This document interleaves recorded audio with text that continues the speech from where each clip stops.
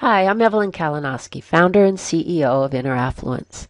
And I want to talk to you a little bit about the things that we midlife businesswomen tend to tolerate, things that hold us back and that prevent us from being fully empowered and living our fully empowered lives.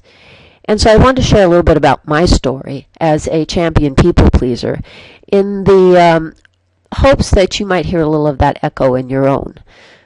So I learned to be a people pleaser from a very early age and to be what others really wanted me to be in order to make them happy.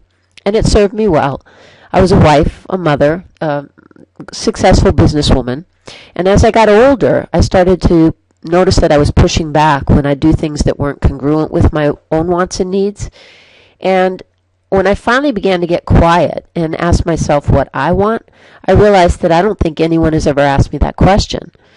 So I began to trust myself more and to begin to build an inner strength that I hadn't really relied on in the past. I began talking to other women, and in searching for answers, I discovered two things.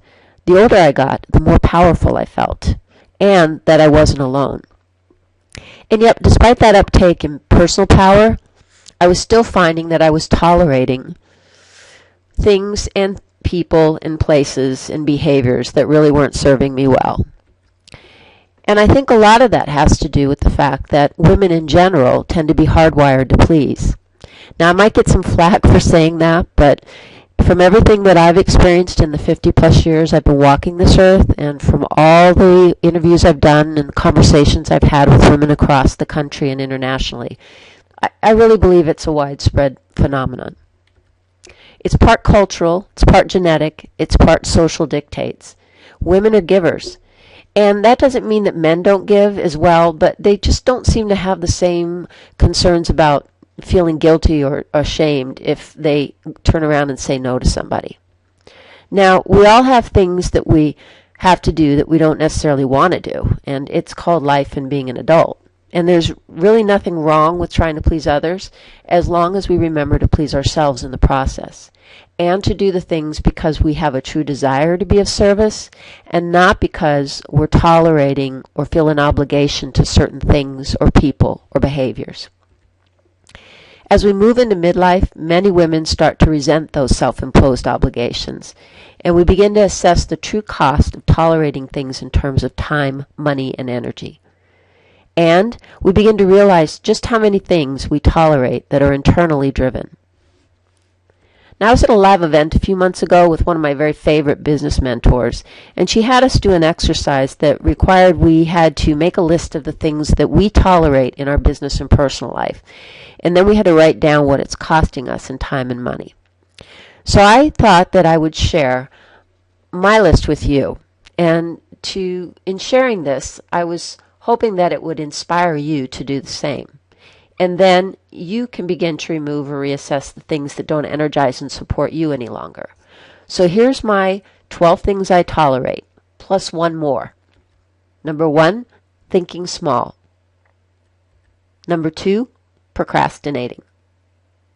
Number 3, being afraid of success.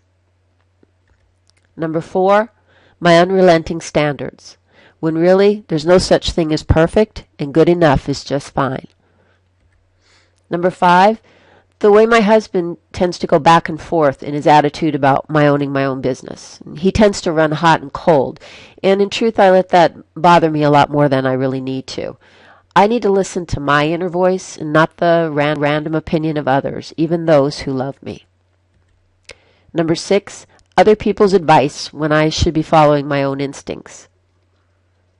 Number 7, the way I am sometimes very erratic about following through on really perfectly sound business strategies that I've already put into place. Number 8, not delegating or outsourcing the things that I don't like to do or that I'm not necessarily good at doing in my business so that I can focus on the things that I do enjoy and that I am good at. Doing what you like is freedom, and liking what you do is happiness. Number 9, trying to fit into someone else's idea of a work schedule when I do the best when I tend to follow my own natural energy cycles, which means spending a lot of time alone and working sometimes late into the night. Number 10, putting up with colleagues or friends who drain my energy and who are really negative.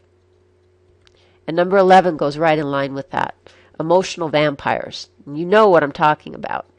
They're the ones who want to suck your energy. So it's important to really either eliminate those people from your life, and if you can't, certainly limit the amount of time that you spend with them. Number 12, worrying that my illness will keep me from growing my business, even though I'm feeling so much better now than I have in years. And 13, my plus one, saying yes to people regardless of what it is they ask of me. Now, did you notice anything, kind of a pattern in my list? Did you notice how many of the things I tolerate are driven by my own internal thought process or beliefs? Because it's those beliefs that keep me from moving forward. And it's those things that keep me tethered to feeling guilt and shame. And quite frankly, it's probably what's holding you back as well. So do you recognize yourself in this list? Were there things that really spoke to you? What are you currently tolerating in your life, and what are you willing to deep six in order to truly shine? Make a list of the things you're currently tolerating that you're ready to get rid of, and then in a ceremony of true empowerment, I want you to burn that list.